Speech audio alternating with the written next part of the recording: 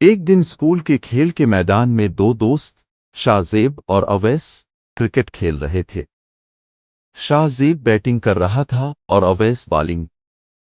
اویس نے بال کروائی اور شاہزیب نے زور سے شاٹ مارا، بال سیدھی جا لگی اویس کے تیر پر۔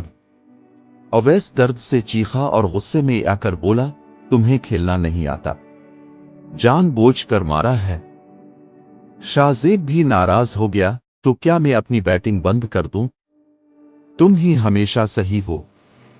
دونوں نے ایک دوسرے کو دھکا دیا اور لڑائی ہوتے ہوتے ہاتھا پائی تک پہنچ گئی۔ سب بچے اکٹھے ہو گئے۔ استاد نے آ کر دونوں کو روکا اور کلاس میں لے گئے۔ استاد نے نرمی سے پوچھا، لڑائی سے کیا ملا؟ دوستی گئی، کھیل گیا، خوشی گئی۔ دونوں بچے خاموش ہو گئے۔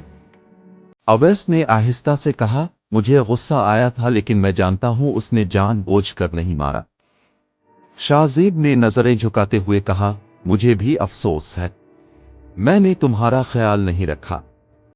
استاد مسکرائے، سچے دوست وہی ہوتے ہیں جو لڑ کر بھی ساتھ رہتے ہیں اور دل بڑا رکھتے ہیں۔ دونوں نے ایک دوسرے کو گلے لگا لیا اور وعدہ کیا کہ آئندہ ایک دوسرے کا خیال رکھیں گے۔